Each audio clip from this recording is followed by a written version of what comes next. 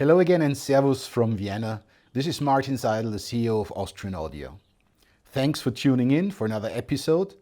And if you don't want to miss any of the future ones, please subscribe to our channel or click the notification bell below. We recently had the chance to talk to Troy Germano. He owns the Hit Factory in New York, one of the real famous studios. Name any of the large artists and I'm sure you will find they have recorded one of their chart breakers in his studio. Luciano Pavarotti, Rolling Stones, Jay-Z, Madonna, and other stars. He and his crew recently tested our brand new pencil microphone, the CC8 small condenser, and he also tested our flagship, the OC818 large condenser microphone. So let's hear what they found out. Maybe first questions as far as what are you working on at the moment right now? What interesting projects do you have lined up for this year? So at the moment, over the last 3 months, we've been working on a number of different projects as we're coming out of the pandemic, and the studios are actually getting quite busy.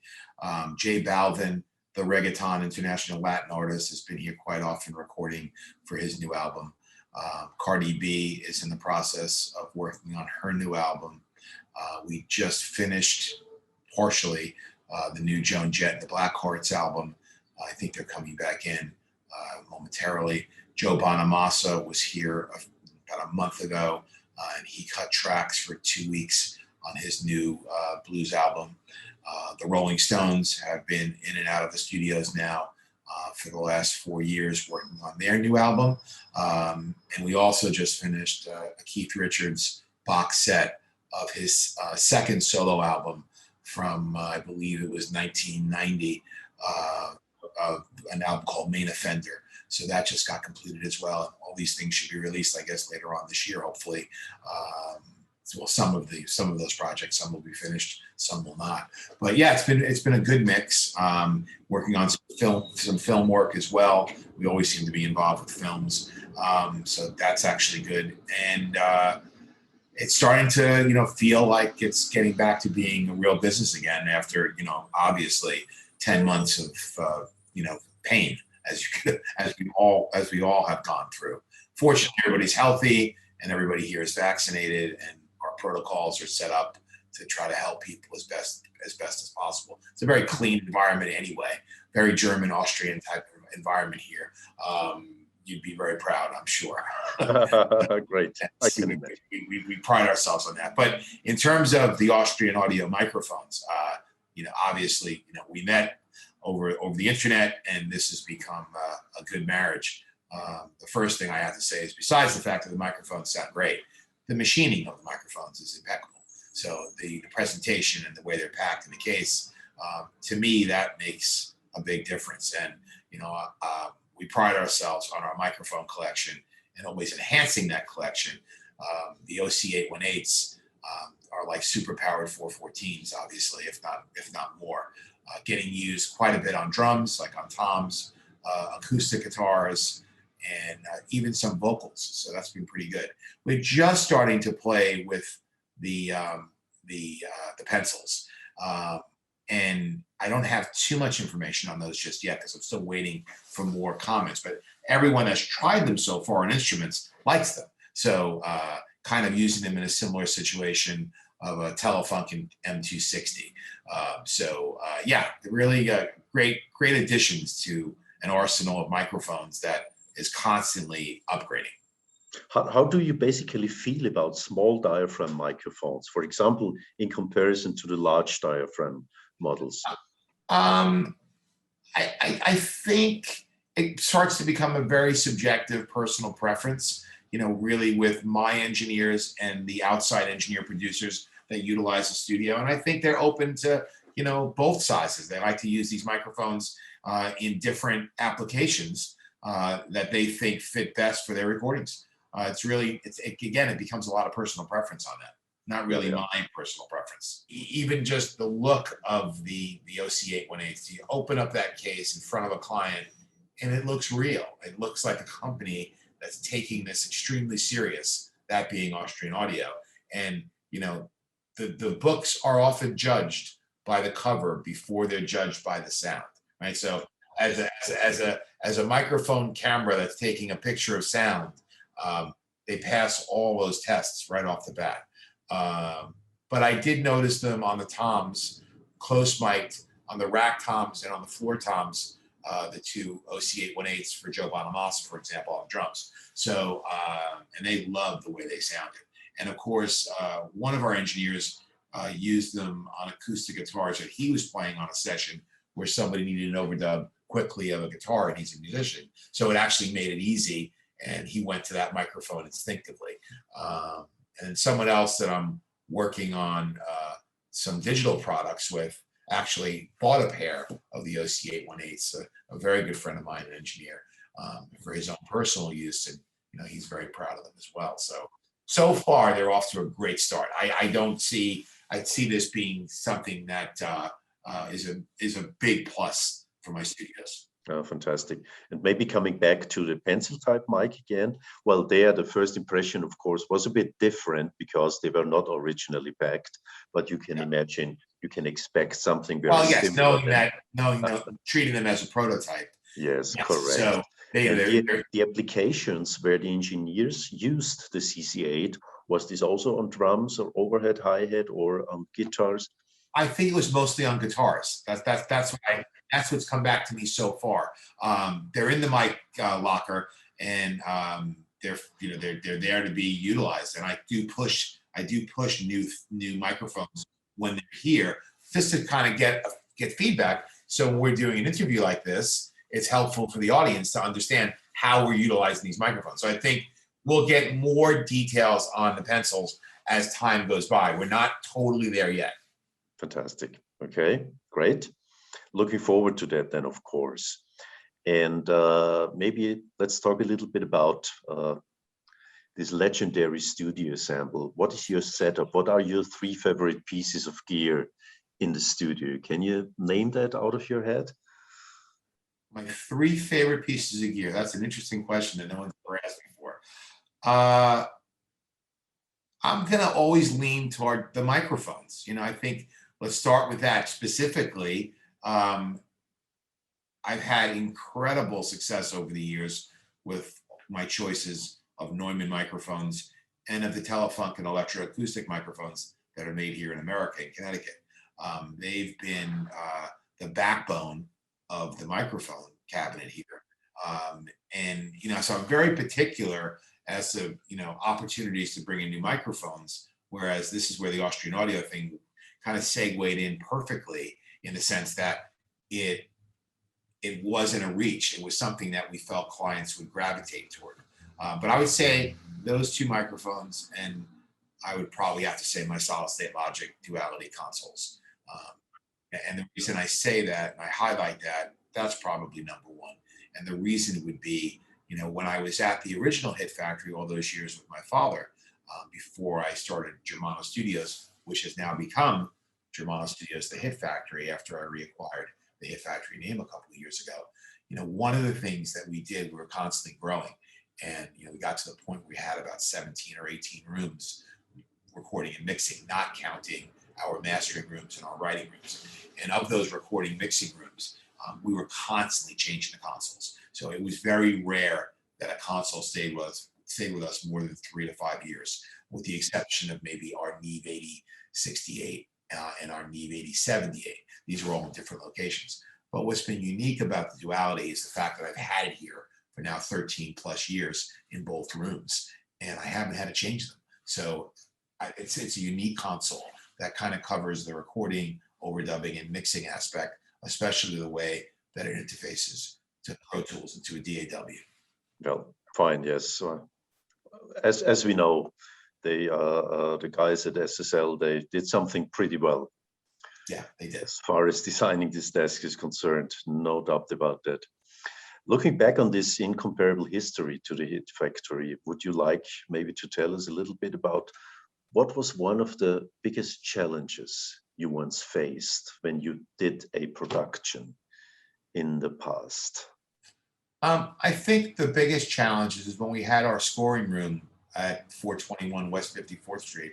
This is a room that we built and took the roof off of the building and erected steel to raise the ceiling height by 25 feet to get us almost at 35-foot ceilings.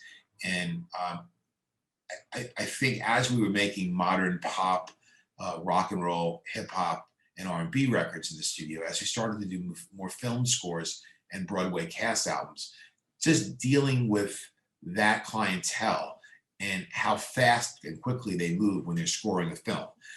That kind of brought me back to the days when I first started working at the Hit Factory full time in 1980 or 81, when we were doing jingles, commercials, and we stopped doing those because they were short sessions and we wanted to work on albums. And we wanted to make our mark in the music industry, not in the advertising world.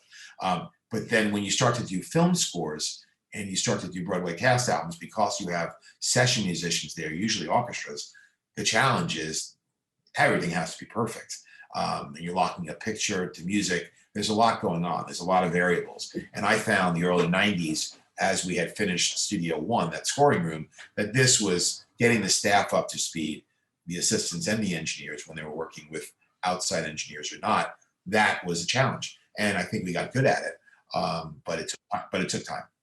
Great, great. And maybe on the other hand, do you remember what was one of the most moving moments when working on a recording project in the studio? You know, again, I'll go back. I could mention many different rock stars that have worked here that have become acquaintances, and some have become friends over the years. I think one of the most moving things that sticks with me was in, I think it was 1994, we were scoring the Jack Nicholson film Wolf, and the scoring composer was Ennio Morricone, the famous composer.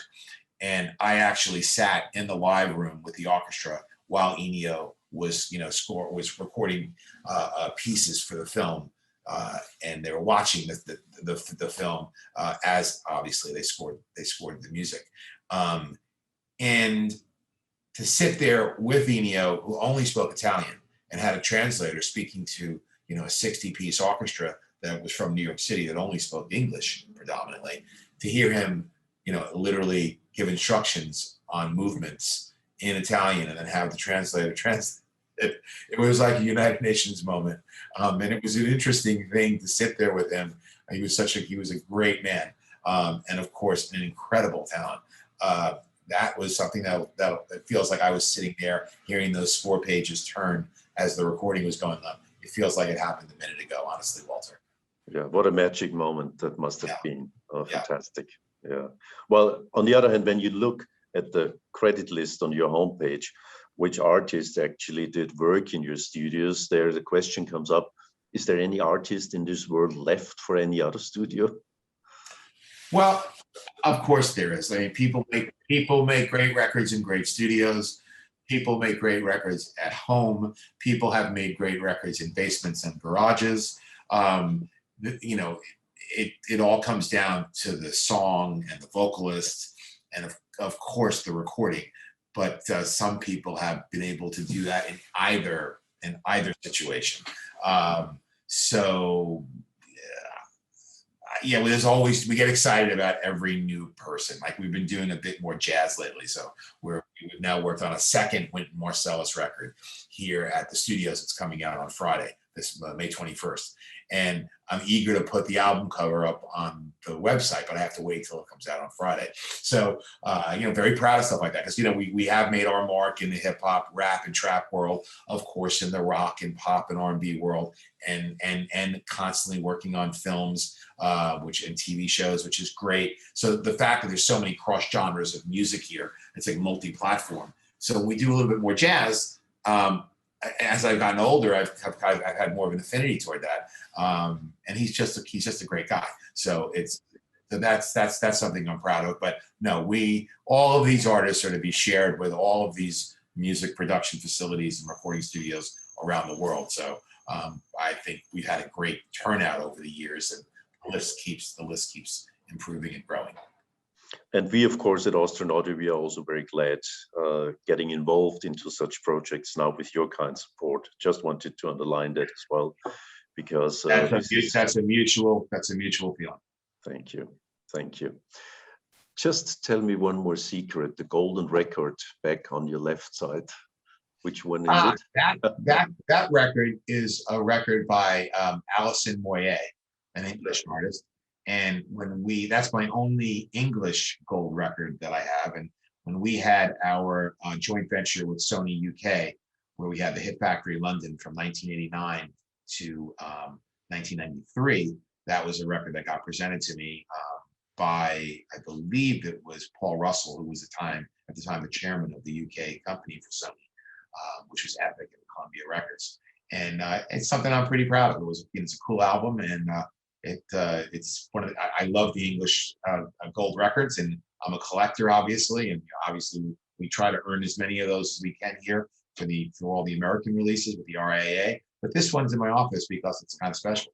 So. Oh, fine. Yeah, I remember that record actually. Yeah, I like it very much too. Oh, yes, it is. I think it's called Hoodoo, if I'm not mistaken. Yes, correct. Hoodoo, absolutely right. Yes, and it was a beautiful piece of music. Yeah. Great singer. Great singer. No doubt, no doubt. Well, fantastic.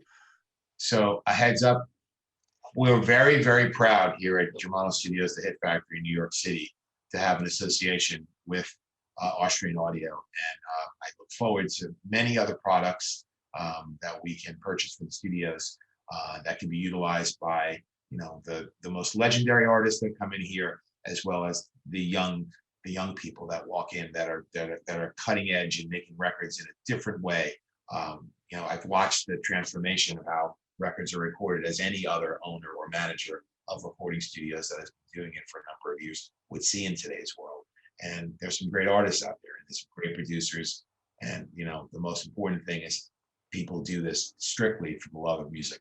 I don't think they do it for really any other reasons. Yes, it's great to make money, but you have to really love this to make this successful. And again, I don't really rely on my engineers or my staff to make equipment choices. It's really a gut instinct of me doing it over the years, and I think I get it right 99% of the time, never 100%. But when I just saw the look of your microphones, and then then I reached out to you and realized what this was, I knew that those OC 818s needed to be here. We're very excited about this, and we will have more information. So we should have another interview at some point, as I have more details on how the pencil microphones are being utilized, because they've only been here a short period, as you know. And as we're coming through the pandemic, we're just starting over the last 3 months to get busy again, which is good. But I would say to your colleagues at Austrian Audio, keep up the great work. Thank you very much. Very much appreciated, Troy. So other than that, again, thank you very much, Troy, for your time. Please forward my best regards to everybody at the Hit Factory. I will. And hope to see you maybe soon next time in New York, or then next year here in Vienna. Well, we'll certainly have dinner here in New York when you come, and fantastic. We'll find time to get together in Vienna as well. I'm certain of that. So again, thank you for the time, and thank you for the support. Thank you very much too.